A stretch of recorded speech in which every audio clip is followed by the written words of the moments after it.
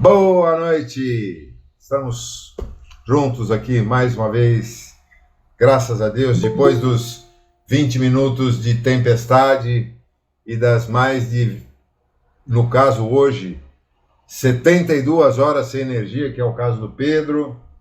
Muitos de nós também passamos por esse mesmo problema, né? Alguns em menor escala. Para mim, aqui em casa, retornou na madrugada de domingo para segunda.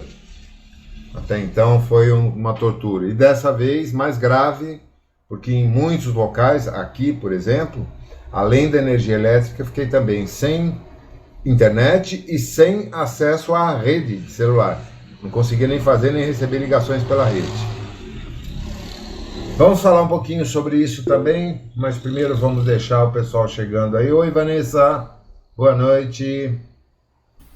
Boa noite, todos bem? Graças a Deus, tudo em ordem com você? Também, graças a Deus. Então tá bom. Deve ter mais gente chegando aí, vamos aguardar. A Melissa, não sei como é que tá lá na casa dela, lá foi feia a coisa também. Que além de tudo, caíram 2 árvores no portão de acesso ao quintal. Árvores imensas. Tiveram uma enorme dificuldade lá para conseguir remover. Aí tinham restabelecido a energia, acabou de novo, que caiu um cabo de alta tensão. Então é possível que ela nem consiga entrar hoje. Vamos ver o que vai acontecer. Eu estou sem contato com eles lá. Bom, pessoal, vamos fazer a nossa abertura então, agradecendo a presença dos nossos amigos, dos nossos mentores, daqueles que nos acompanham no plano extrafísico, dos nossos orientadores do grupo de estudos do Lar Seara Esperança, em especial Frei Abílio, e agradecendo a vocês por estarem aqui mais uma vez comigo e que possamos aproveitar ao máximo esses momentos para o nosso aprendizado. Então vamos iniciar com a prece do Pai Nosso para darmos início a essa aula de hoje. Pai nosso que estais nos céus, santificado seja o vosso nome. Venha a nós o vosso reino, e seja feita a vossa vontade, assim na terra como no céu. O pão nosso de cada dia dai-nos hoje, Pai.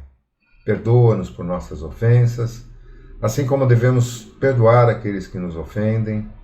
E não nos deixe, Senhor, cair em tentação, mas livra-nos de todo o mal, que assim seja, graças a Deus.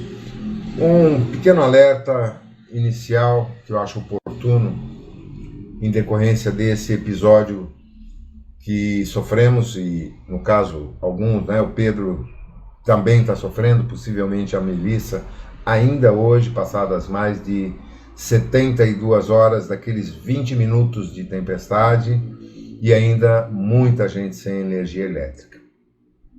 Nós tivemos um fenômeno semelhante em novembro último, onde também houve, o Pedro até saiu um pouco, não sei se a bateria do notebook dele está acabando. E outros vários, sim, temos acompanhado, semana passada, a mídia fazendo maior alarde em relação a mais um furacão no Golfo do México, ali atingindo a Flórida, 2 semanas depois do anterior, do Helene, que causou muitos danos, muitas mortes. Enfim, estamos num momento de eventos climáticos extremos, eventos humanos extremos em toda parte, seja no âmbito militar, nas guerras em curso, nas guerras que ainda estão ameaçando eclodir, na violência que assola grande parte das nações no mundo inteiro, dos sérios e gravíssimos problemas no âmbito político, tudo exatamente dentro do script que nos vem sendo apresentado há muito tempo, há pelo menos 2 milênios, no mínimo, né?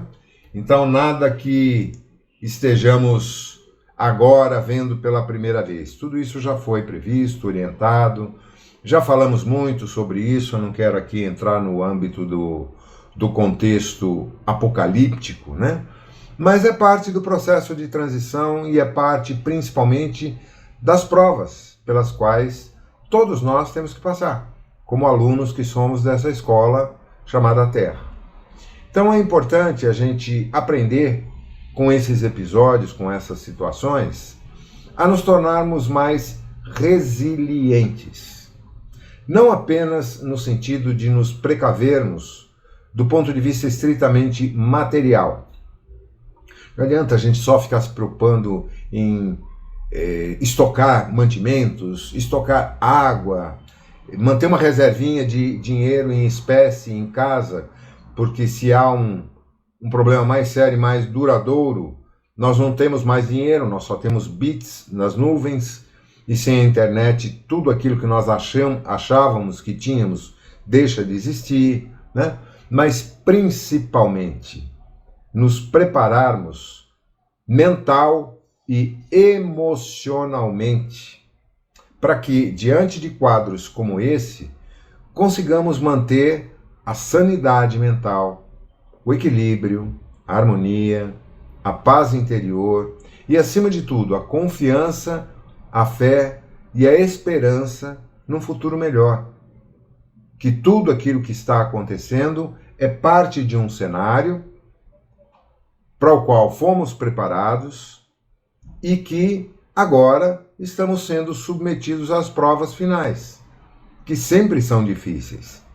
Todos aqueles aqui que cursaram qualquer grau, qualquer nível acadêmico, sabem que a época dos exames é a época mais difícil. E nós, atrasadinhos que somos, já estamos naquilo que antigamente se chamava de segunda época, lembram disso? Reprovamos até nos exames, não fechamos antecipadamente, não conseguimos obter as notas necessárias nos exames e ficamos para a segunda época. Por isso, sabiamente, fomos chamados de os trabalhadores da última hora.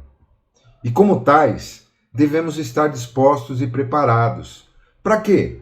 Para servir, para sermos úteis, para ampararmos aqueles que, por ignorância, por negligência, por falta de preparo, se encontram apavorados diante de situações extremas, como as que já estamos vivendo e as que eventualmente teremos que viver no futuro próximo.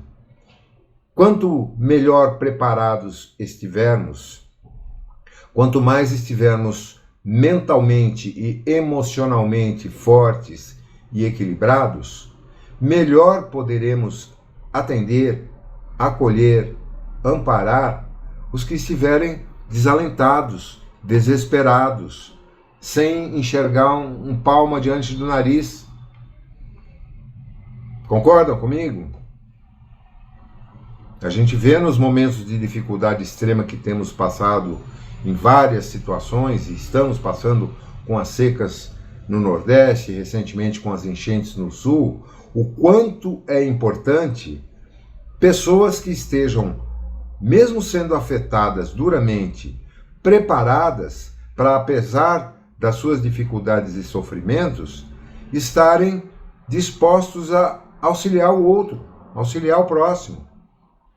Tanto os humanos, os animais e aquilo que puder ser preservado. E só diante de cenários como esses é que vemos o grau de resiliência de cada um.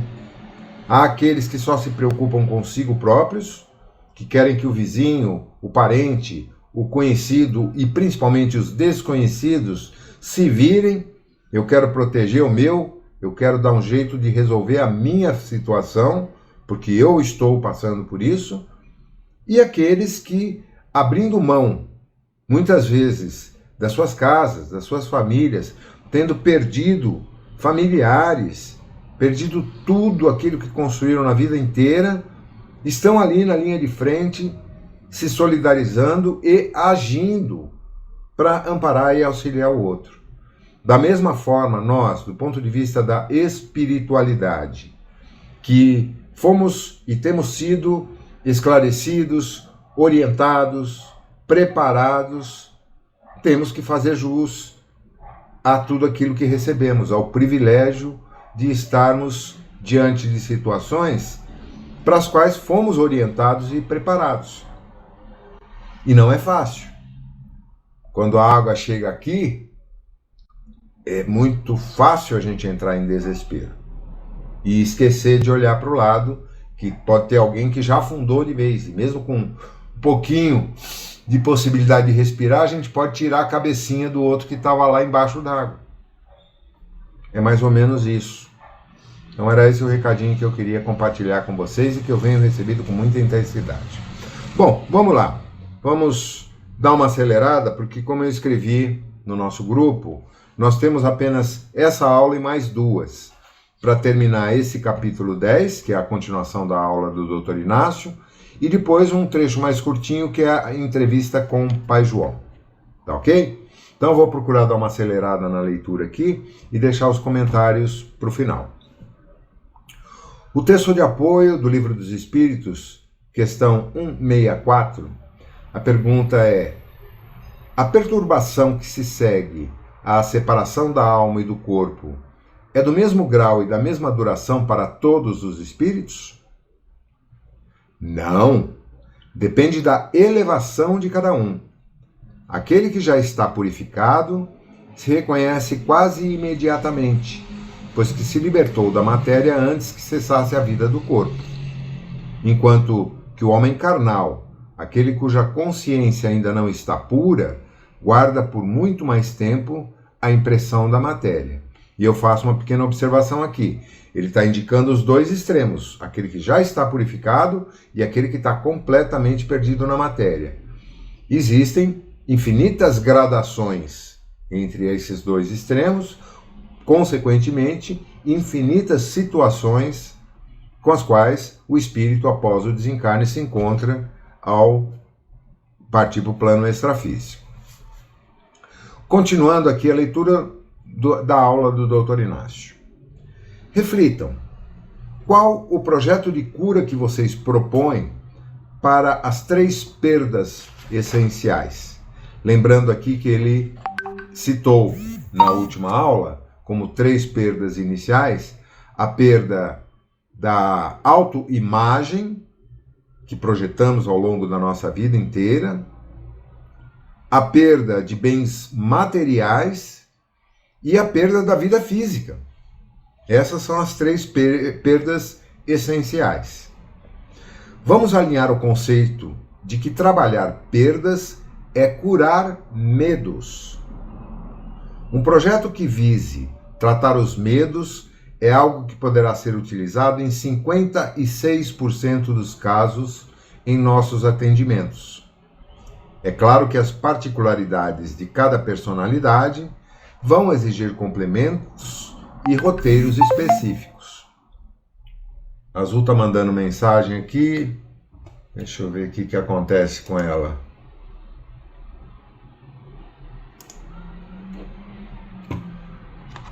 Eu acho que ela estava na casa da irmã até ontem. Não sei se já voltou energia na casa dela. A primeira perda é a da falsa autoimagem. Pelo medo de expressar sua verdade pessoal, o homem se esconde na hipocrisia. A segunda perda é a dos relacionamentos tóxicos. Eu inverti aqui. Pelo medo de ter que olhar para sua carência afetiva, muitas pessoas se arruinam na submissão e na dependência. E a terceira perda é a do corpo físico. Pelo medo de morrer, muitos se aprisionam na ilusão dos prazeres provenientes do materialismo. E é o que a gente vê acontecendo hoje em larga escala entre as pessoas ao nosso redor. A alienação total, o mergulho no fútil, no banal, no lucro imediato, nos prazeres do corpo, nos prazeres da mesa, dos vícios de todo tipo.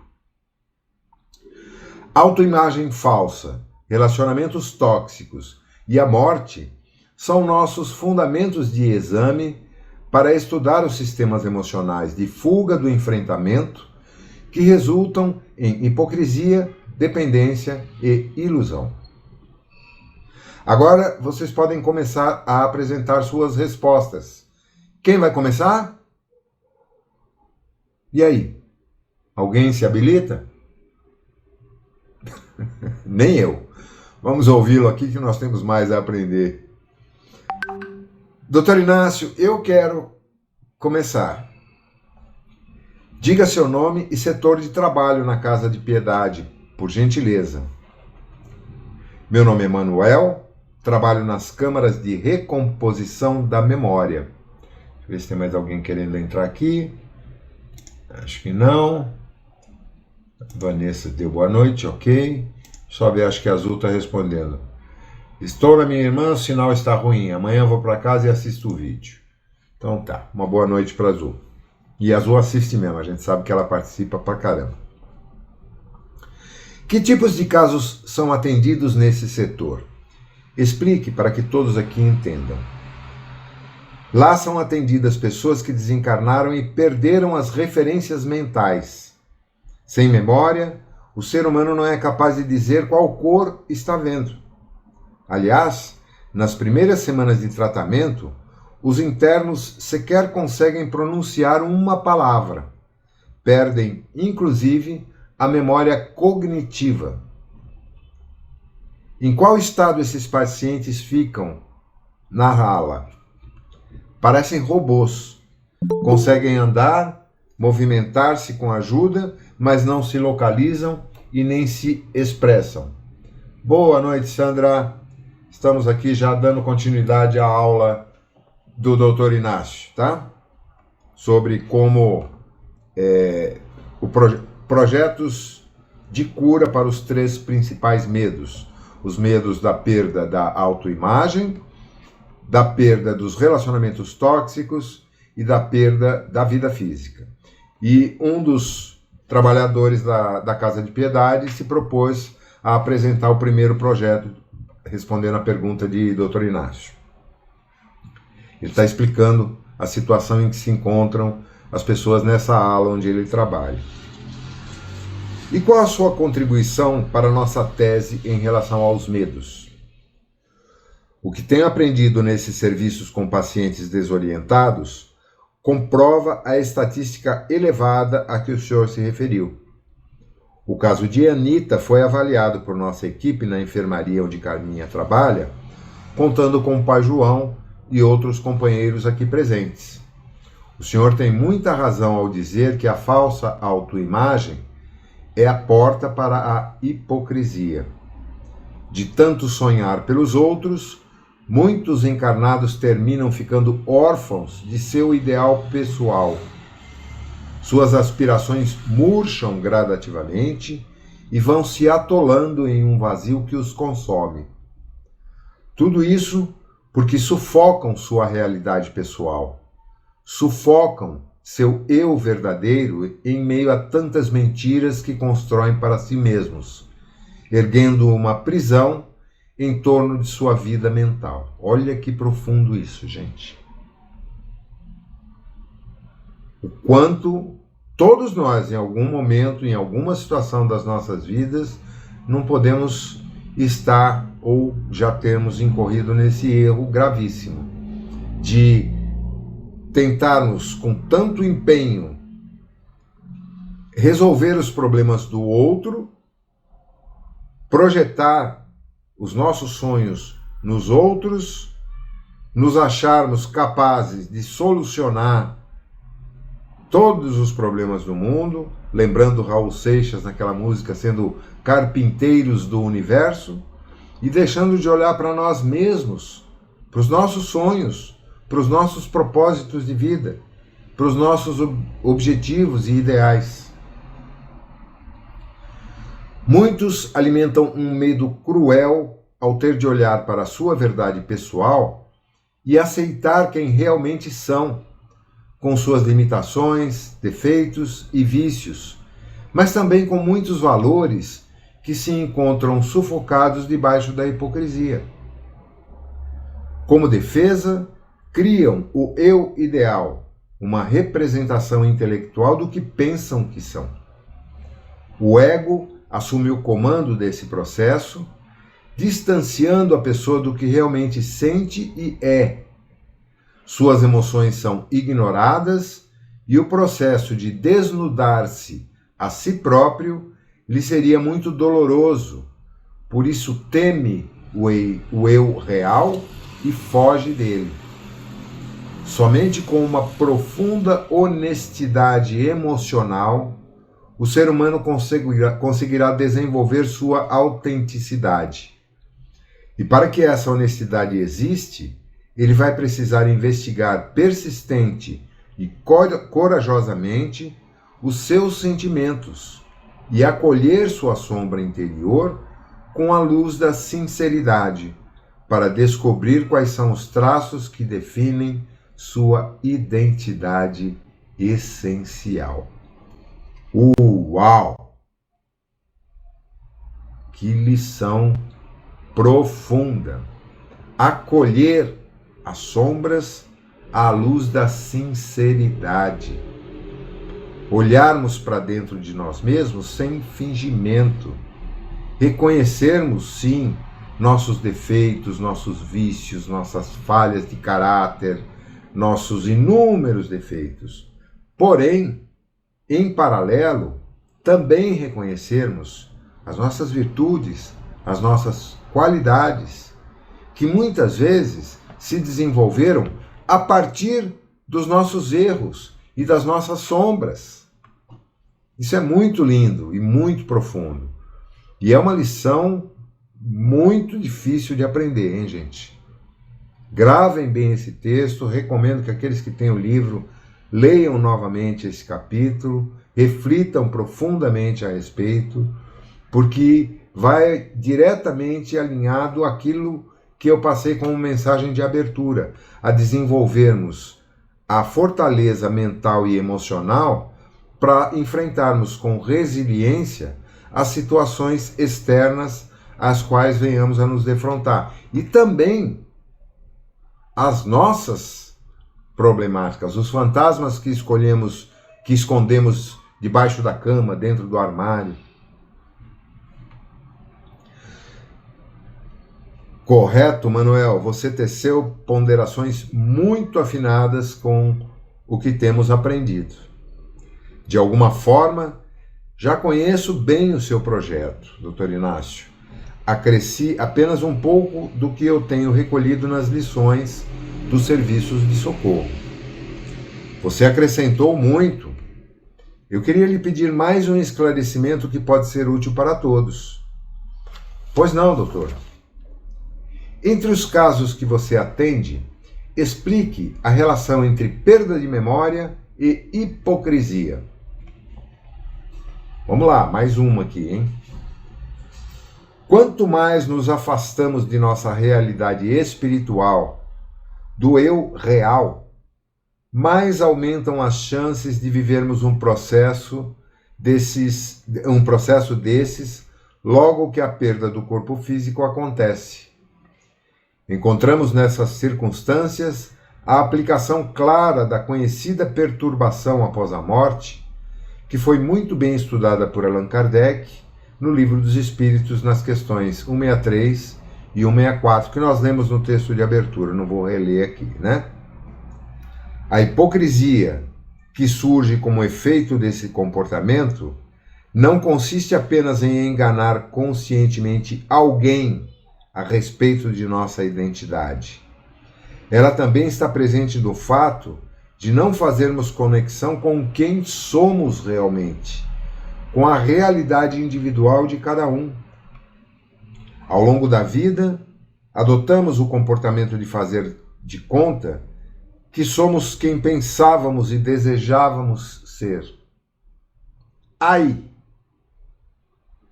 Ao morrer, tomamos contato com os traços ignorados e não os identificamos. Demoramos a identificá-los. Quem? Eu? Imagina, eu não sou assim. Eu nunca fiz isso. Não tem quem não vista a carapuça, né?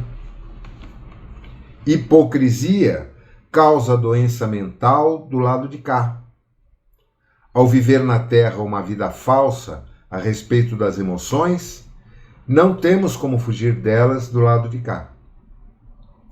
Não seria exagero dizer que, em muitos casos, a falta de memória é uma proteção, um amortecedor para que a vida mental da pessoa vá se acostumando, paulatinamente, a reconhecer a si mesma.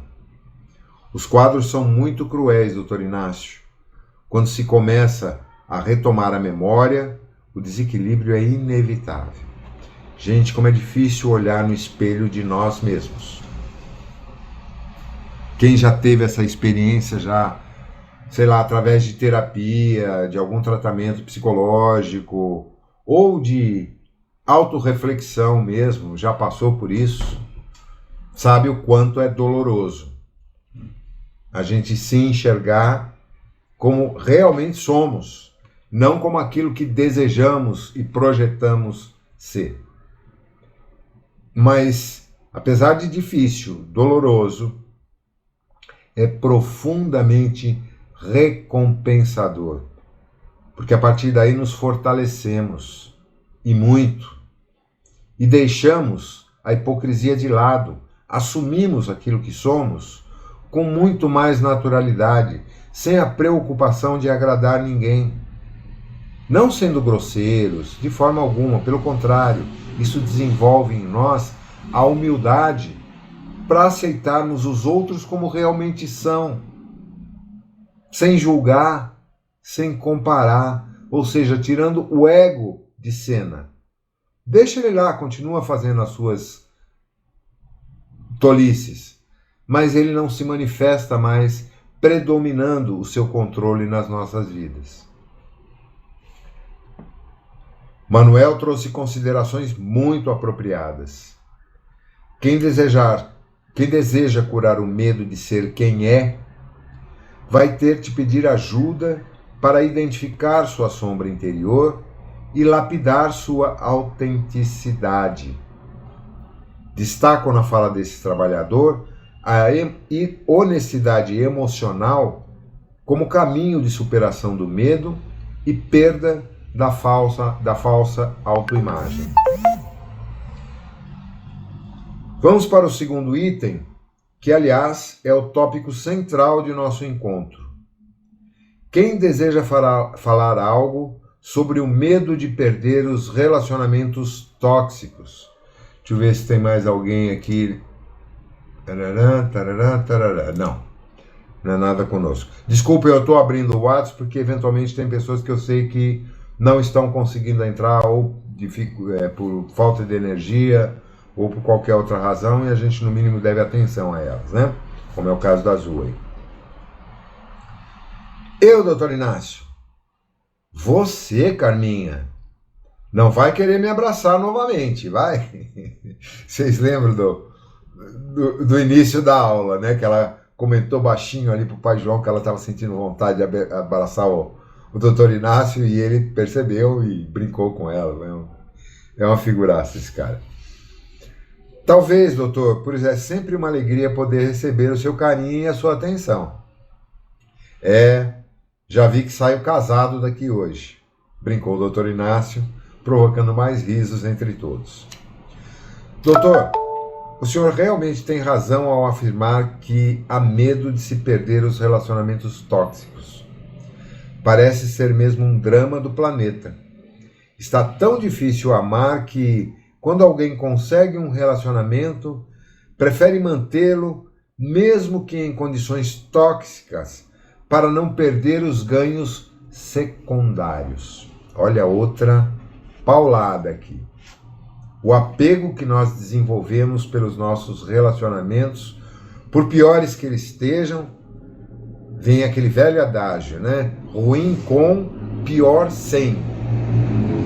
E isso não é verdadeiro. Infelizmente, a gente tem que aceitar isso.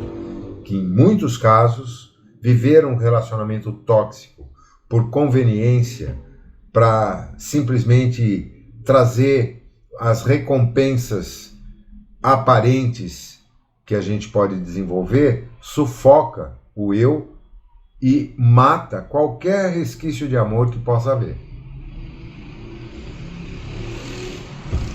Com isso, a essência de um relacionamento amoroso que deveria ser tecida com carinho, respeito e amor, sucumbe aos vícios da convivência repleta de chantagens emocionais, realizadas por meio da manipulação, do controle, das ameaças e de vários golpes morais que abrem feridas emocionais profundas e envenenam a convivência. É o estudo de caso da Sabrina, né? É a relação dela. E vai saber de quantos de nós. Think about, pensa a respeito. Não ser amado é uma grande prova para muitos corações no mundo físico e aqui em nosso plano de vida. Amar e ser amado são estradas do aprimoramento que esperam a todos nós no aprendizado longo da vida. Por isso todos almejam se realizar nessa área. O medo da solidão, o constrangimento que sentimos por ficar solteiros, a desvalorização social de uma pessoa que não se casa e a excessiva importância que é dada ao casamento são crenças endurecidas na vida mental de todo mundo. Nesse contexto, muitas pessoas pensam ser preferível manter um relacionamento envenenado a ter que perder vantagens financeiras, sociais e outras tantas. Nessas uniões, a mentira e o interesse pessoal tomam o lugar do amor. E tudo isso por quê? Para suprirem a dilacerante insuficiência de afeto. Mas na vida ninguém foge de si mesmo. Todos os dias atendemos casos sofridos de desvalorização pessoal, apego e dor afetiva. Para o medo de olhar para a nossa pobreza de afeição, só existe uma saída: a construção da autoestima. Pai João tem me ensinado muito sobre isso e já chegou a destinar ao mundo físico um livro sobre nossos aprendizados no assunto. É o que tenho para propor como projeto de cura. Espero ter sido útil. Lembrando que a Carminha morreu solteira, né? Ela desencarnou solteira, nunca teve um relacionamento efetivo. E ela se refere aqui ao outro livro dessa trilogia que chama Abraço do Pai João. Suas considerações estão muito sintonizadas e aprimoradas, Carminha. Depois de ouvir você falar sobre o tema, acho que vou pensar com mais seriedade sobre me casar, comentou o Dr. Inácio, provocando mais risos. Pois é, outro ponto importante. Alguém aqui que é casado ou foi casado fez algum curso sobre o que é ser casado, sobre o que é se casar? Eu fiz um curso de noivas, não sei se é parecido, quando eu fui me casar. Mas eu também. Eu também fiz. Mas isso com que conteúdo didático? Nada, foi um dia só. Isso que eu ia falar, um conteúdo pouco, né, mais exemplificando o relacionamento, a convivência, a dois, o lar, era mais voltado para essa situação. Agora, você, Sandra, é profissional de direito. Você teve que estudar 4 longos anos, 5. Queimar pestanas, teve que passar uma prova dificílima no exame da ordem, para começar a sua carreira ali rasa, e continuar estudando, e continua até hoje, para passar e crescer. Aquilo que vai demandar de cada um de nós o empenho, já vai, Vanessa, do resto das nossas vidas, com o comprometimento com alguém que julgamos amar, e eventualmente amamos de verdade, não exigiria um pouco mais de preparo do que um dia? Eu concordo que sim. E outra, o seu marido também passou por um curso? O Sim, seu o mesmo marido. que eu.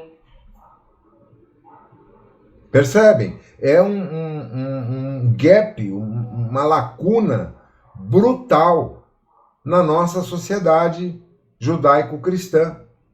As pessoas não são preparadas para o casamento. Em nenhum segmento. Nem para a morte. Nem para a morte. Perfeito. Nós estamos ainda no caso aqui dos relacionamentos. A morte é o Sim. terceiro medo, né? Ah, Vamos falar desculpa, sobre eu isso tô me também. antecipando. Não, mas é importante porque você fez uma observação. Fala, Vanessa. Zé, eu acho que tem uma questão aí que ela vai além do ensinamento, né? Há umas 2 semanas, mais ou menos, eu fui no casamento da filha do meu primo. E aí, a cerimônia é bonita, claro, você se emociona, né? Aquela coisa toda, vestida de noiva, né? Minha sobrinha desde pequena. E durante a cerimônia, o pastor, porque não era uma cerimônia católica, né, era evangélica, o pastor me vira e fala assim, olha, porque a esposa, ela tem que ser submissa ao homem. E por aí foi. Quando ele começou a falar aquilo, eu falei, meu Deus, acabou, né? Acabou. Alguém fala pra Ele está decretando que vai ser um relacionamento tóxico. Exatamente. Então, eu acho que a questão é o que você falou, é a sociedade, A religião. muitas vezes as religiões, as pessoas que pregam a suposta religião, então a mulher tem que ser submissa ao homem, ou enfim. Então, talvez pensar no ser humano e no respeito com o outro, independente do sexo, né? Se é a mulher ou se é o homem. Uma vez eu escutei assim. Olha, mas eu não traio, tá? Eu falei, tá, mas e qual que é a diferença, né? Você não trai, eu também não traio. E aí, né? O que você tá querendo E o que dizer mais? com isso? Né? Você tá me dizendo que você tem uma coisa a mais do que os outros? Não, né? É uma coisa do ser humano. Então, assim, você vê, a gente tá em 2024, não era um casamento, inclusive o casal já tinha até um filhinho, né? Ela é nova, eles tiveram um filhinho, quiseram se casar, ter a cerimônia. E o pastor, assim, com a maior naturalidade, me solta isso lá no meio da cerimônia, antes de dizer que era declarado, né, marido e mulher, que a mulher era submissa. Então, é surreal, né?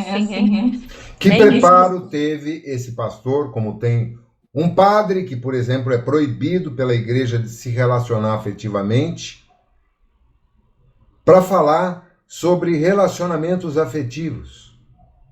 Que preparo familiar, que bagagem trazem essas pessoas que nunca foram trabalhadas através de um processo terapêutico, de imersão profunda, de estudo de caso, de estudo de exemplos, para poder oficiar uma cerimônia. Nada, só o by the book ali, o protocolo, a rotina e mais nada. Assim como as pessoas que dão os cursos para noivas e para noivos fazem um saco, é obrigado a fazer, você já vai para lá, né, de má vontade, porque é obrigado a fazer o curso, como é obrigado a fazer um curso para ser padrinho de uma criança. Sim, até hoje ainda é. Pois é, são dogmas da Igreja Católica e eventualmente também de outras correntes religiosas, eu não conheço profundamente, mas não há preparo intelectual, preparo mental, preparo emocional e preparo prático sobre o que é a relação entre duas pessoas ao longo de uma vida, para a constituição de um novo núcleo familiar que é a base de uma sociedade. E qual é o resultado disso? A taxa de separações só aumenta dramaticamente. E muitos casamentos se mantêm exatamente nesse campo da toxicidade, pela conveniência, pela manipulação, pelo controle, pelos aspectos sociais, pelos filhos. Gente, eu já passei por um casamento E também, eu ia só fazer um complemento que eu conheço casais que, além dessa situação, convivem juntos por conta para não dividir os bens. Conveniência material. Parte Dorme cada um no seu financeira, canto, cada material. um faz da sua vida conforme os acordos, né, que prevalecem ali. Faz da sua vida o que bem entender, desde que seja discreto, né? Não vai comer minhas amigas, eu também não vou comer seus amigos. Vamos nos manter discretos diante dos nossos filhos, das nossas famílias, e não vamos falar para ninguém como anda a nossa relação. Mas tô nem aí mais com você. Gente, isso é um casamento? Isso é um relacionamento? E, lamentavelmente, para que se criaram os acordos pré-nupciais recentemente? Para evitar isso. Eu acho que, do ponto de vista jurídico, é uma medida excelente, contrapondo a lei mais antiga que obrigava a divisão dos bens. Hoje está muito mais simples. Você assina um acordo pré-nupcial. Olha, o que eu tenho até agora é meu, você não tem direito a nada, nem uma camiseta velha. O que é seu é seu. O que é herança que você vai receber da tua família, eu não participo, e nem você do que eu receber da minha. Nós só vamos partilhar o que construirmos juntos a partir de agora. Isso fica estabelecido, inclusive com anexos, quando necessário, de relação de bens de cada um, para ficar bem claro e aberto. É mais ou menos isso que funciona nos acordos pré-nupciais hoje, né, Ricardo? Você tem alguma bagagem nisso também, tá? Então isso, de certa forma, ajuda a já endereçar uma questão que não vai se tornar um problema no futuro. Ou vai.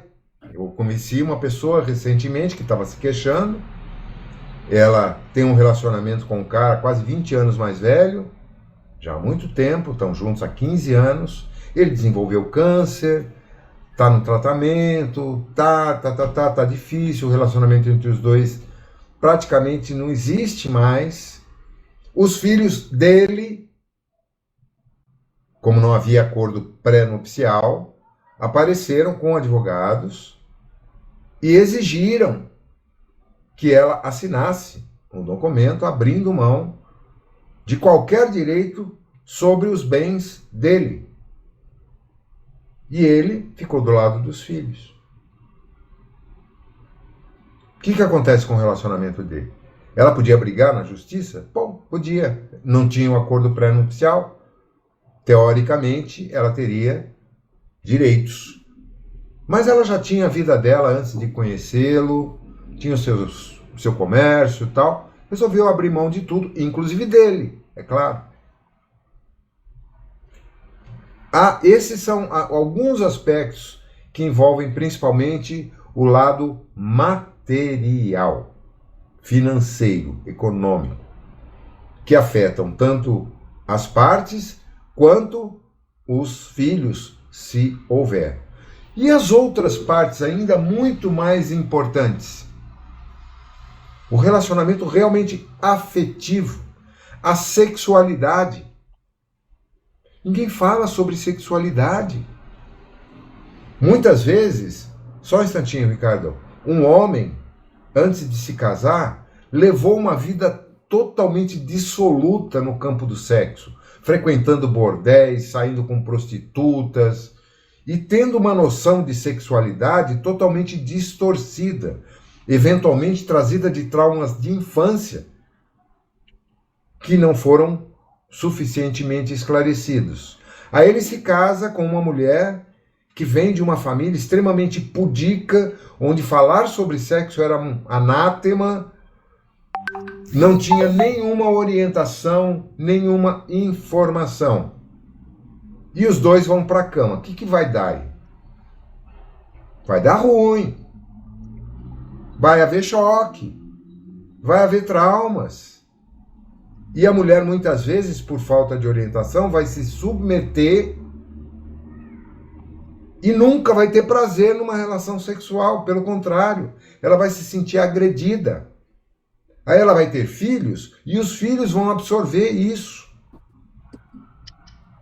Pronto, tá aí a receita para um relacionamento tóxico, longo e doloroso. Fala, Ricardo. Não, só ia comentar que além de todas essas situações que você acabou de dizer sobre o medo do relacionamento tóxico, o mais preocupante de tudo é quando a religião, como disse a nossa colega aí, ela ratifica esse tipo de situação. E impõe como dogma. E você vai para o relacionamento sabendo que a regra é essa e vai ter que viver dessa maneira. Então, isso é o mais preocupante, além da parte material, de todas as outras, essa daí é a pior, porque essa daí é a questão da crença. A pessoa já vai sabendo que aquilo vai ter que aceitar aquelas regras. Pois é, eu posso referir do caso genericamente porque ninguém conhece. Um pastor de uma denominação evangélica que descobriu que a mulher dele o estava traindo com outro pastor. Vai vendo. Os dois da mesma congregação. E ele engoliu, pensou em se separar, entrou em pânico, voltou atrás e aceitou continuar vivendo com ela, porque perante a igreja não seria aceita a separação deles. Percebem a gravidade dessas situações? Aí nós estamos falando das imposições do âmbito religioso, que são cruéis, são retrógradas ao excesso, vêm da origem judaica lá de trás, que inclusive estimulava a poligamia, que naquela época fazia sentido, porque havia necessidade de procriação em larga escala para fortalecimento das tribos. Hoje é o oposto, ninguém quer ter filhos e quando quer é no máximo 1 ou 2 e olhe lá. Minha filha está prestes a dar à luz agora, aos 45 anos de idade. Foi uma decisão muito corajosa dela e do marido, que também tem a mesma idade, pouco mais, né?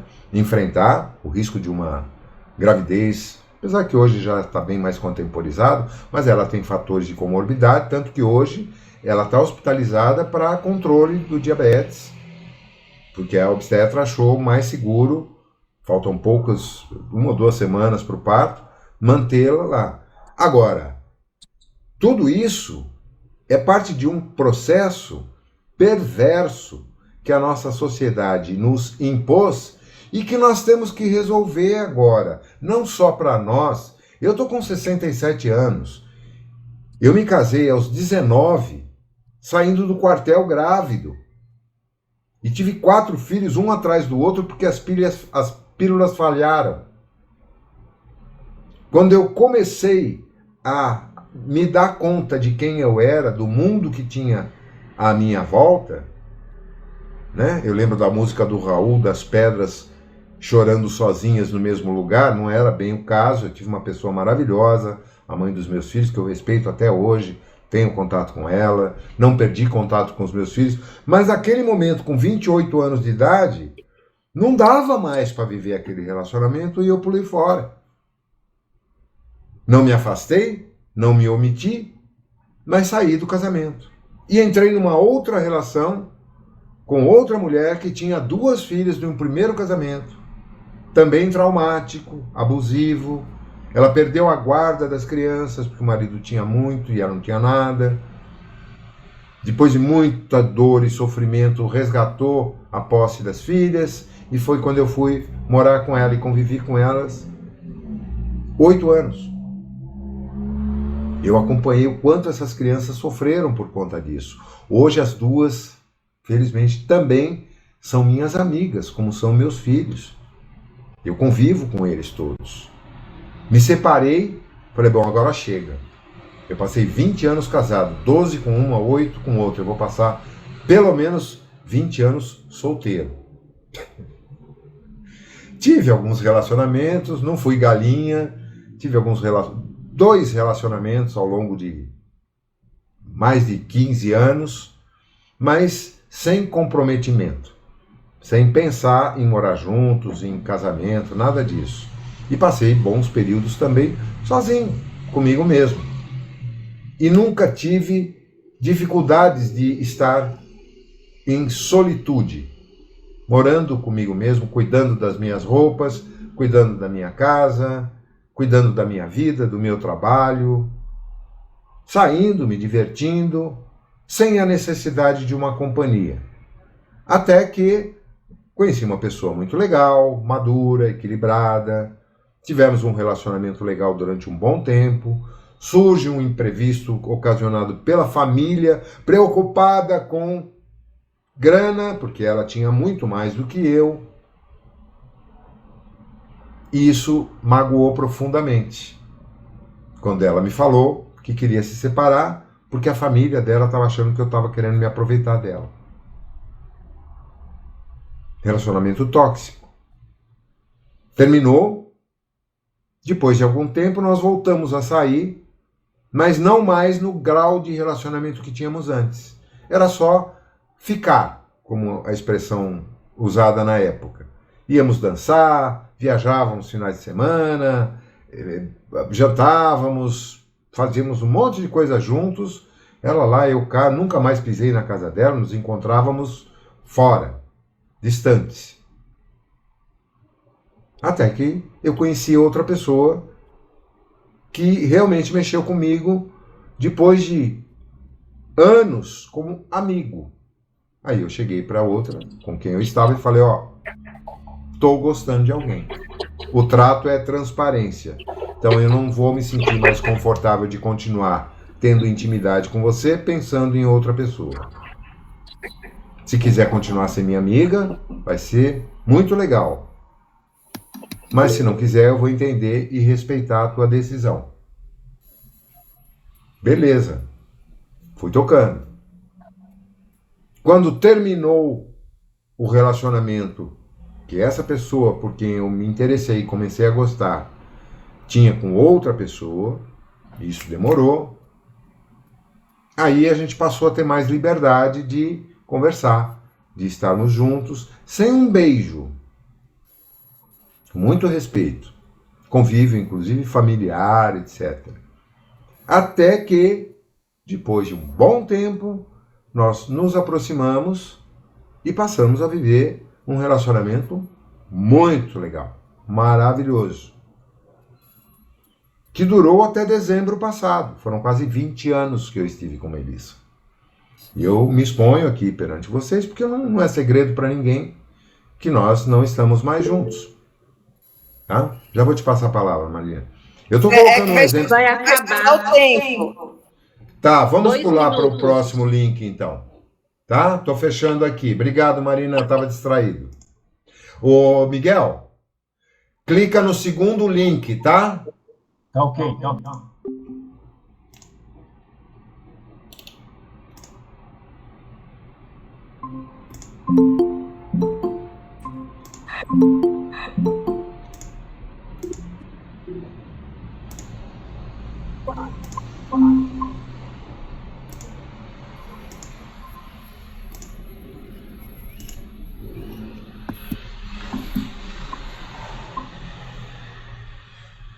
Estão faltando 4 pessoas ainda.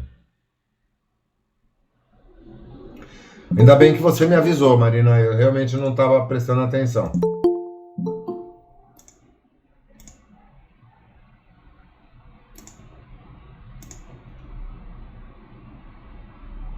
Agora acho que estamos todos aqui. Não. Ok. 14. Falta o Ricardo. Sandra.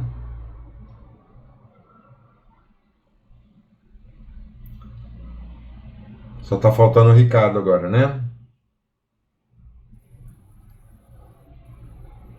Ele entra daqui a pouco. Então, gente, eu estou me colocando como exemplo aqui, tá? Porque eu sou transparente naquilo que eu sou e vocês me conhecem o suficiente para isso. Nunca houve desrespeito, desamor, falta de carinho. Ah, faltava o Pedro também. Ué, o que houve aqui? O Pedro entrou e sumiu? Acho que caiu de novo. Mas houve um momento em que, por outras razões diversas, pessoais dela e minha, não tinha mais como continuarmos juntos sem que a gente acabasse se magoando e, eventualmente, iríamos comprometer o que havia de mais bonito no sentimento por nós e o respeito que sempre tivemos um pelo outro. Então, nos separamos. Mantemos contato até hoje, ela leva a vida dela, está se cuidando, está fazendo o trabalho dela, eu estou me cuidando, estou fazendo o meu trabalho, mas não é fácil. Foi um período muito difícil. É um luto. Uma separação de um relacionamento de 20 anos é doloroso, muito doloroso. Principalmente quando há amor, não tinha raiva, não tinha traição, não tinha nada de negativo. Apenas a necessidade de cada um cuidar das suas próprias feridas, que estávamos ambos adoecidos. Ela foi buscar o recurso que era necessário para ela e eu fui buscar para mim, porque até então eu não me reconhecia adoecido. Quando eu fui tentar entender, pesquisando sobre assuntos que nunca me interessaram, sobre a psicologia, sobre a psiquiatria e sobre diversos assuntos, sobre depressão, transtornos mentais, etc., eu percebi que eu estava doente e não havia me dado conta. Isso foi muito profundo, foi difícil olhar para mim mesmo, como foi colocado aqui, e por isso eu estou citando o meu exemplo, e me enxergar como eu realmente estava, não como eu era, mas como eu estava naqueles últimos anos, desde o início da pandemia. E a partir daí, eu comecei a me curar de mim mesmo e mudei a minha vida. Nos últimos 6 meses, eu aprendi mais sobre mim, sobre a vida, sobre propósitos, sobre desígnios de vida, sobre amor, sobre psicologia, mentalidade, sobre inteligência emocional. Eu aprendi mais em 6 meses do que havia aprendido em 67 anos. Graças a Deus e graças a essa iniciativa que ocasionou a nossa separação. Senão, tudo iria continuar como estava. E eu iria continuar doente, e ela também. Muitas vezes, decisões difíceis e dolorosas são necessárias para o nosso crescimento. E não adianta querer se preocupar com o outro. A gente tem que se preocupar consigo mesmo. A gente tem que se completar para não mais ter essa dependência do outro para preencher o meu vazio. E nem se tornar o cuidador do outro, porque não é essa a função nem de um e nem de outro membro de um casamento, de uma relação afetiva. Não cabe a nenhum dos dois se dedicar só a cuidar do outro. É necessário cuidarmos de si próprios, de nós mesmos, para que aí sim sejamos uma âncora, um ponto de equilíbrio quando o outro estiver desequilibrado e vice-versa.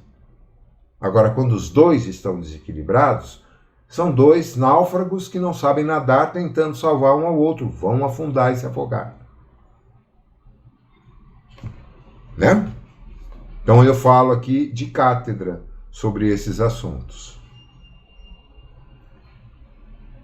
Realmente temos que destacar em sua fala o valor da estima pessoal como remédio salutar para a superação da carência. Termos a coragem de nos aceitar e nos enfrentar, superando as limitações e desenvolvendo as qualidades adormecidas.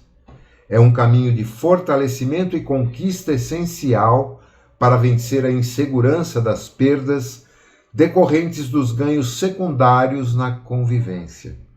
E vejam bem, sem superar o primeiro medo, o de aceitar o eu real, não conseguimos tomar contato com os valores adormecidos da alma. E sem esse contato, não adquirimos autoestima para superar nossas carências.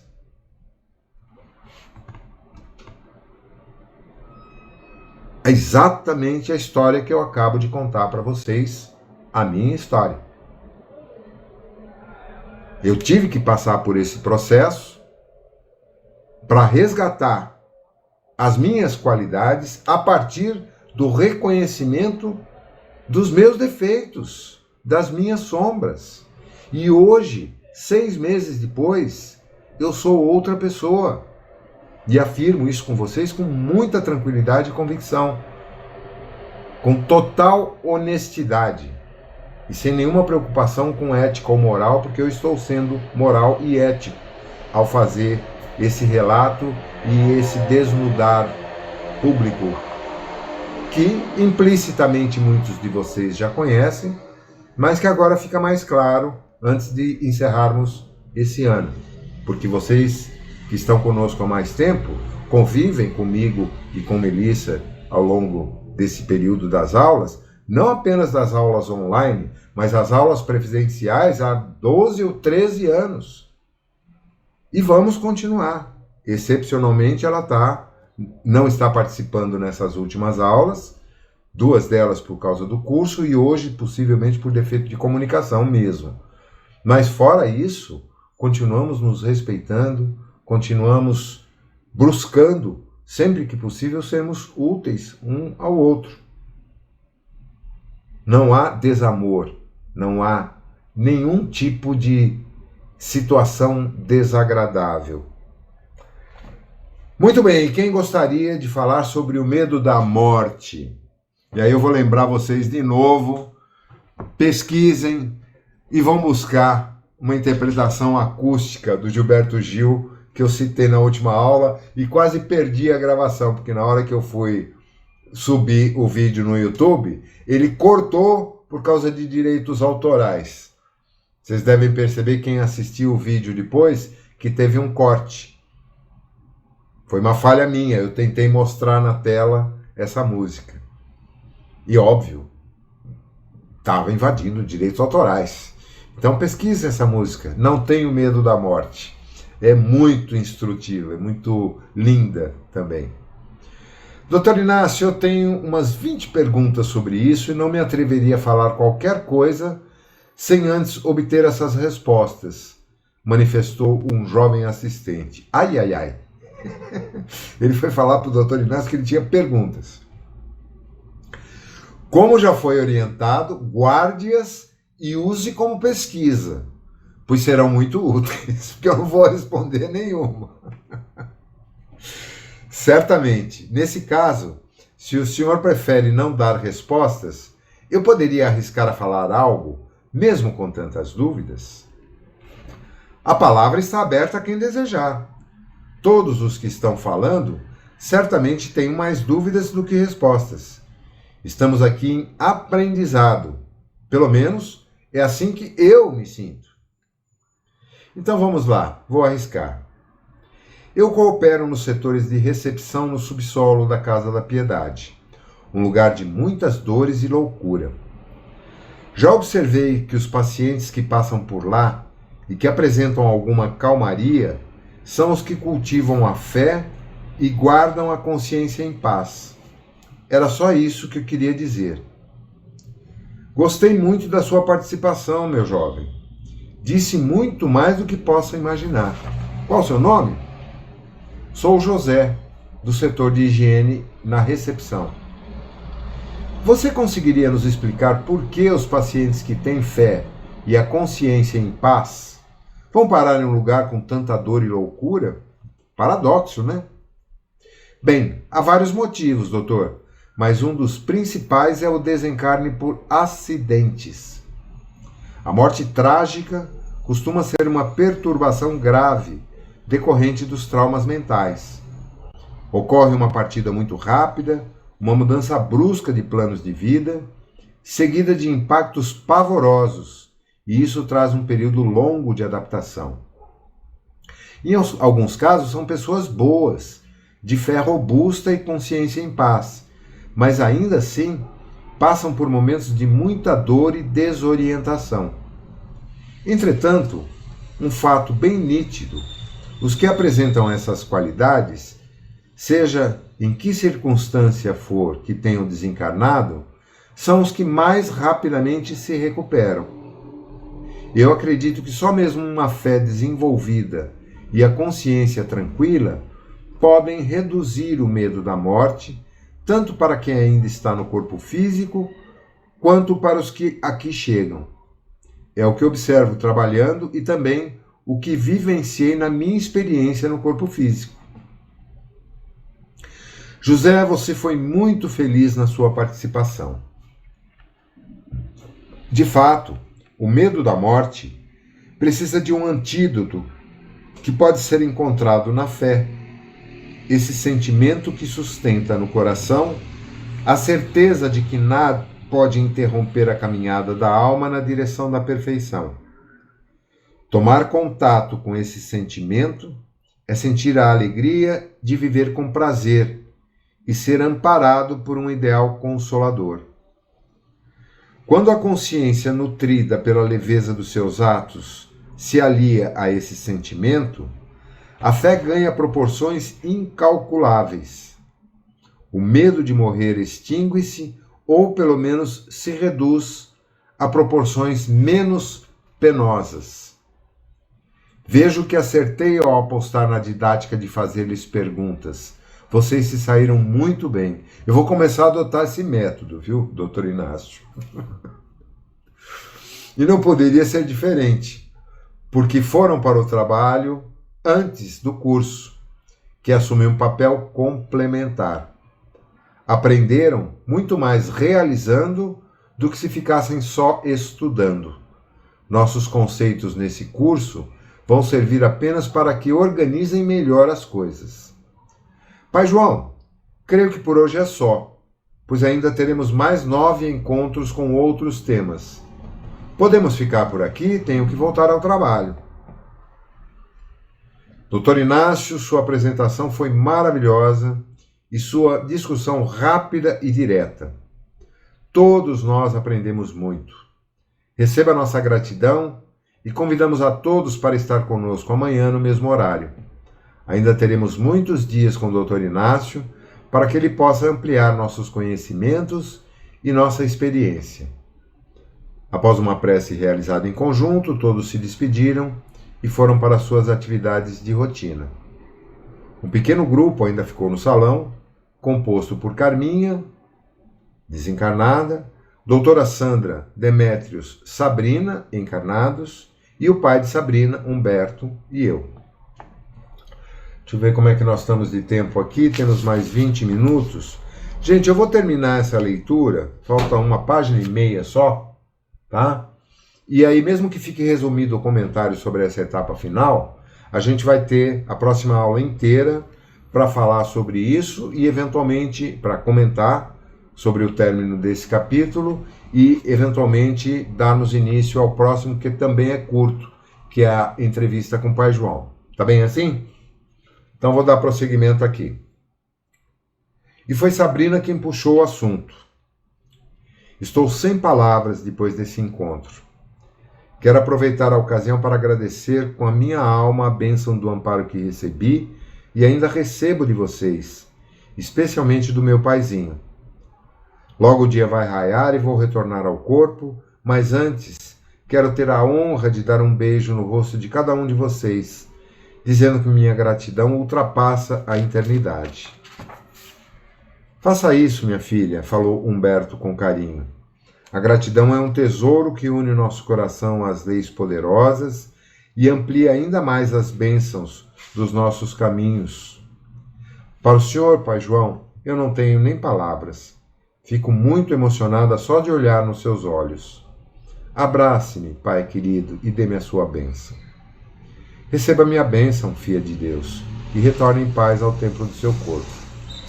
Após o abraço de Sabrina, ela ainda beijou seu pai e todos regressaram aos seus afazeres. Demétrios e a doutora Sandra voltaram na companhia da jovem. Humberto e Carminha foram repousar por algumas horas. Cheguei até o vitral da sala de estudos e de lá podia ver a Avenida Afonso Pena. Em poucos minutos, pude perceber Sabrina, Demétrios e doutora Sandra, ainda desdobrados, de regresso ao lar. Eles atravessaram a avenida em frente à prefeitura e, sob a intervenção dos benfeitores que os acompanhavam, após alguns passos na bela avenida, desapareceram, deixando um rastro de luz. Que descrição bonita, né? O abraço de Sabrina deixou-me em profundo estado de alegria na alma. Quem visse essa moça há pouco mais de 12 meses não diria que é mais a mesma pessoa. Ansiosa, sobrecarregada e esgotada por um circuito de ansiedade que consumia sua vida. Sua existência física estava por um fio, porém, a bondade celestial nunca nos deixa órfãos. Seu pai, Humberto, foi o veículo da misericórdia celeste em favor das lutas da filha. Além do amor de muitos que a ajudaram, ninguém pôde desmerecer o esforço gigante e exemplar da jovem Sabrina, que saiu do jugo da dependência e do medo para um enfrentamento sadio e libertador diante de suas próprias sombras interiores. Ela abriu mão dos ganhos secundários que eram, em verdade, pura fantasia. Se algum ganho real ela tinha, era o fato de não ter que lidar sozinha com a sobrevivência, algo que, diante dos descuidos do marido desempregado, já não era mais uma vantagem nem pela companhia dele e muito menos pelo cumprimento do dever de pai e esposo. Ou seja, a relação dele já estava acabada totalmente. Além do que o cara ainda era alcoólatra, violento, despreparado e desempregado. Nem tinha recurso financeiro, ela tinha que pedir dinheiro para a mãe para pagar as contas da casa e dar comida para os filhos. Sabrina teve a coragem de olhar para a sua carência. Com a orientação da doutora Sandra, de Demétrios e outros corações, ela enxergou a si mesma e aceitou o desafio de vencer as batalhas nas quais se encontrava muito acomodada. Ainda no vitral da sala de estudos, olhei para o topo da Serra do Curral em profunda meditação. Logo amanheceria, e lá estavam pontos luminosos em tons de verde e azul, de uma ponta à outra da serra, como elos de uma corrente construída por várias silhuetas que lembravam um ser humano comum. Eram os engenheiros siderais, perfeitamente visíveis para mim naquele momento. São os anjos do Senhor que todas as manhãs, de mãos dadas, por volta das 5 da manhã, se reuniam em oração para abençoar a cidade de Belo Horizonte, derramando sobre ela os mantos da coragem, da fé e da esperança, para que um novo dia repleto de paz pudesse alcançar o coração de cada habitante desse celeiro de progresso e conquistas no coração das Minas Gerais. Aqui termina o livro propriamente dito, ficando em aberto apenas a entrevista com o Pai João, que leremos a semana que vem. Bom, ainda temos 15 minutinhos, faltava realmente bem pouco. Agora, parafraseando o Pai João, aliás, Dr. Inácio, eu passo a palavra para vocês. Um de cada vez, por favor, calma, contenham-se. Aproveitando, não tem a ver com a sua leitura, mas quero parabenizá-lo pelo dia do professor. Aceito, agradeço, mas não sou merecedor de gratidão por isso, porque eu não sou professor. Não, mas eu respeito demais. Massa, né? Deixa eu só me explicar. Eu respeito demais a classe dos professores, que para mim é a mais importante de todas as atividades humanas para me passar por um deles. Eu não tenho esse preparo, não tenho essa capacidade, eu sou apenas um bom intérprete, um bom expositor e, eventualmente, um canal razoavelmente bom para aqueles que me intuem. Mas eu agradeço demais o teu carinho, de todos que já me desejaram Feliz Dia dos Professores, fazendo essa pequena ressalva aqui, não para me, de alguma forma, pedir mais lisonja, o contrário, para reconhecer a minha pequenez diante dessa profissão tão grandiosa que é a de professor, sem a qual nenhum de nós teria aprendido nada. Né? Exatamente, eu concordo nesse aspecto que é a profissão que forma todas as outras, né? Então é de uma importância assim, gigantesca. Mas obrigado pelo carinho, Sandra. Não só você, mas todos os que já me desejaram, me cumprimentaram pelo dia de hoje. Fala, Lu. Vamos. Lu. Oi. Eu nem ia falar, mas agora eu vou falar.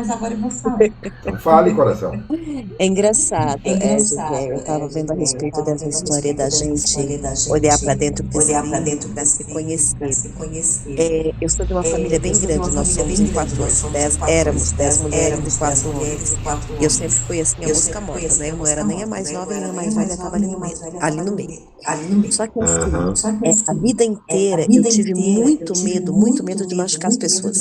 Mas isso vem assim desde os meus 10, 11 anos. A minha irmã mais nova me batia, me arranhava, e eu encobria os meus pais não verem, não brigar com ela, entendeu? E eu sempre tive na minha cabeça um medo imenso de começar uma briga, porque assim, é como se eu tivesse em algum lugar na minha cabeça, se eu começasse alguma coisa muito violenta, eu não iria parar. Tanto que eu nunca me envolvi numa briga. Eu já bati a cabeça na parede para não brigar com as pessoas. Eu já me tranquei dentro de um quarto durante horas para não brigar com ninguém. Porque eu tenho dentro de mim assim, se eu começar, eu não vou parar. Vai perder o controle. Sim, completamente. Absurdamente. Assim, eu tenho 2 filhos. Minha filha tem 33 anos, meu filho tem 20 anos. Eu nunca dei um tapa neles. Mas por um motivo assim, primeiro que, pra mim, na minha cabeça, eu acho que isso jamais funcionaria, né? Apesar de que a minha criação foi bem diferente, porque com 2 pais baianos, gente, o chicote comia assim, que era uma belezura, né? Mas eu também nunca apanhei. Mas enfim. Isso daqui era um instrumento educacional? Sim, não, era chicote mesmo, nada de chinelinho não, era chicote. Vara de marmelo, por aí, não, né? Aí o que acontece? Eu nunca dei um tapa nos meus filhos, mas assim, sempre que eu quis chamar a atenção deles, e sempre que eu quis que eles me ouvissem, a gente sentou e conversou, mas um âmbito assim, de eu me acabar em lágrimas, me debulhar, me colocar numa situação para eu falar assim, gente, eu preciso que vocês me entendam, e eles me entendiam. Mas assim, eu tenho um medo tremendo, não sei de onde vem, de olhar para dentro de mim, porque parece que isso sou eu. E tem alguma coisa dentro de mim, entendeu? Que é muito violenta. Exatamente isso. Eu tenho 55 anos. Eu já fui casada. Meu marido me traiu. Teve filho com a babá e tudo. Nunca me magoei com isso. Eu nunca terminei um relacionamento. Por pior que eles fossem. Os relacionamentos foram assim: 5 anos, 10 anos, 8 anos. Eu nunca quis. Mas eu nunca terminei. Por quê? Agora aí vem, olha o absurdo, gente. Eu tenho um medo imenso de magoar as pessoas. Eu não quero terminar, eu não tenho como terminar com ninguém, porque eu não quero que aquela pessoa tenha raiva de mim. Aí, olha que absurdo. Eu estava numa relação horrorosa mesmo. Um cara ciumento e tudo mais. Aí eu fui no centro espírita, no centro próximo da minha casa. Gente, eu orei tanto, falei assim, Senhor, por favor, se não for mais para eu ter isso no meu caminho, me livra. E foi uma coisa assim, que em menos de um mês a pessoa não estava mais da minha vida. E aí, apesar de eu me considerar essa pessoa tão horrorosa que eu acho que tem alguma coisa em mim que é isso, muitas coisas aconteceram na minha vida e eu não esperava. E foram coisas boas. E que aconteceram assim. Eu falei assim, gente, como pode? Eu não cheguei a fazer uma faculdade, eu cheguei fiz vestibular, passei, comecei, estudei um mês, aí eu sofri um acidente, que eu fiquei um ano em off, e aí acabei não fazendo faculdade. Só que eu cheguei a patamares dentro de empresas no topo. Gente, como é que pode? Às vezes eu viro e falo assim, gente, como é que eu posso ser uma gerente operacional de uma empresa de rede com mais de 200, sem nunca ter feito uma faculdade na minha vida? Quando pela minha sequência, passaram tantas pessoas com faculdade, com mais instrução do que eu. Inteligência não, eu acho que inteligência todo mundo com estudo ou sem estudo, todo mundo tem, tá? Mas aí eu falo assim, gente, se eu tenho, é porque eu mereci, é claro, eu nunca desmereço nada do que me vem. Mas as coisas aconteceram assim que eu falei assim, gente, então eu não posso ser tão ruim, apesar do meu medo, bem me conhecer. Eu não posso ser tão ruim. Essas coisas de conhecer e assim, eu vou te falar, eu não amei ninguém, eu amo meus filhos, minha mãe, meu pai. Agora minha filha dá muita risada comigo, fala assim, mãe, você parece homem. Você fica 4, 5 anos com alguém, a pessoa vai embora, eu nunca tive que chorar meia hora. Parecia que eu não tenho tendência. Eu sou uma pessoa muito feliz, eu sou assim, muito pra cima, muito eufórica para sofrer uma coisa dessa.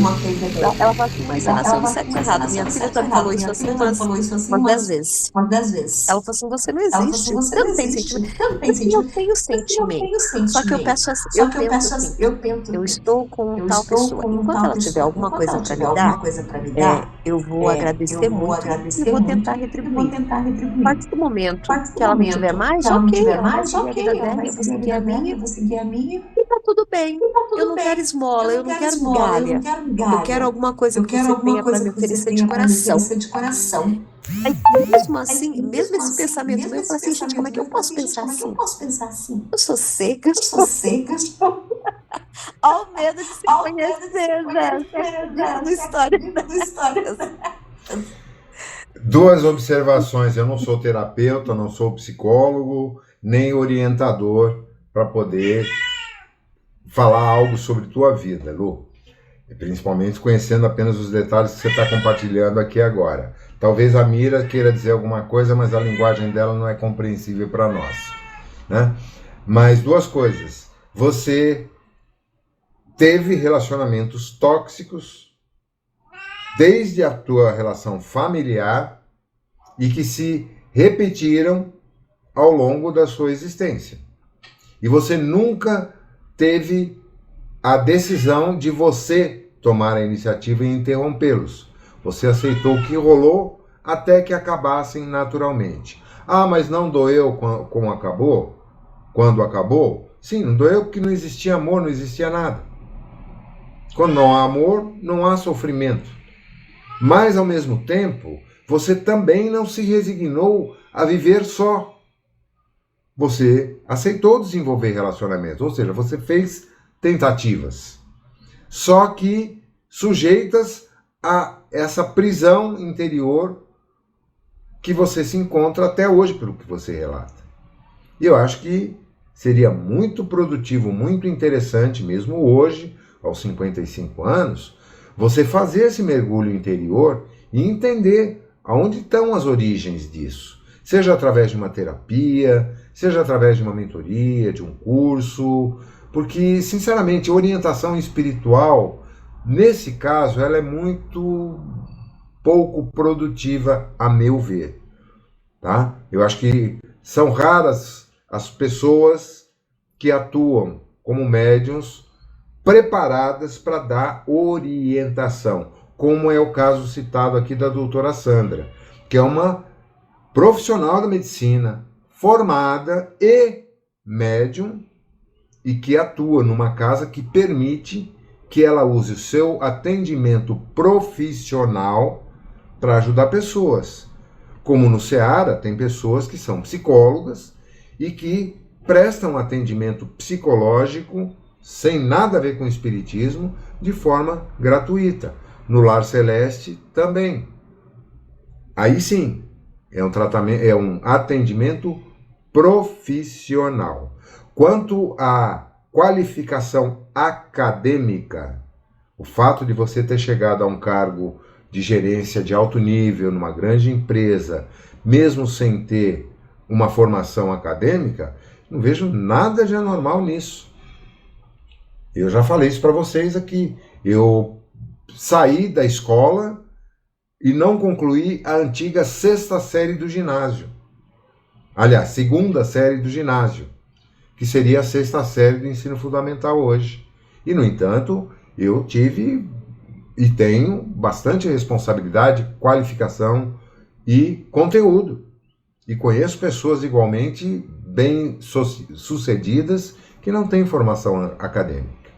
Bom, agora eu e a Lu quase que monopolizamos os minutos finais, mas ainda tem um pouquinho. Alguém mais quer fazer algum comentário antes de encerrarmos? Tcharadã, tcharadã, tcharadã. Então tá bom. Repito, por favor, aqueles que ainda não se manifestaram, se pretendem ou não participar de um encontro presencial agora no mês de novembro, num sábado às 10 da manhã no Seara, respondam no grupo para a gente quantificar isso. Eu já pedi ao Júlio que me indicasse dos sábados do mês de novembro quais estariam disponíveis. Vou pedir a ele que nos dê pelo menos 2 opções de data. E aí a gente vai pela maioria ali, por votação, porque é claro, um pode ter um compromisso aqui, outro lá. No caso, a Sandra já deixou em aberto, a Lu também deixou em aberto, que vai depender de escala, de trabalho, né? E eu sei que outros também podem ter compromissos profissionais, tem gente que aos sábados não pode nem pensar, mas vamos ver o que a gente consegue coordenar quanto a isso, tudo bem? E decidimos isso pelo grupo do WhatsApp. Mais alguma coisa? Esqueci de algo? Pedrão, vibrando aí para que a luz volte a brilhar para você, meu irmão. Sei o quanto deve estar sendo difícil aí, porque todos passamos por isso. Mas ela vai voltar a brilhar sim, com certeza. Então vamos agradecer essa noite, como sempre, muito especial, em que pudemos ter um aprendizado fantástico aqui com esses nossos amigos que se manifestam através da literatura, os que nos intuem, nos esclarecem, e pelo nosso empenho pessoal em buscarmos também informação, conhecimento, participarmos, colocarmos, expormos a nossa realidade para que, através delas, possamos nos ajudar mutuamente. E finalizando, como sempre fazemos, pedimos à Mãe Maria, esse Espírito de luz que se faz presente sempre, socorrendo e amparando essa humanidade tão sofrida que é a nossa, que continue nos iluminando, estendendo sobre nós seu manto de luz. Ave Maria, cheia de graça, o Senhor é convosco. Bendita sois entre as mulheres e bendito é o fruto do vosso ventre. Santa Maria, Mãe de Jesus, roga por nós, aprendizes da vida, agora e na hora de nossa passagem. Que assim seja, graças a Deus. Beijo no coração de todos. Ótima semana. Graças a Deus. Boa noite, até terça. Até mais. Sejam em paz. Boa noite, boa semana. Deus. Valeu, gente. Até Boa mais. noite. Uma ótima semana a todos. Valeu, Pedrão.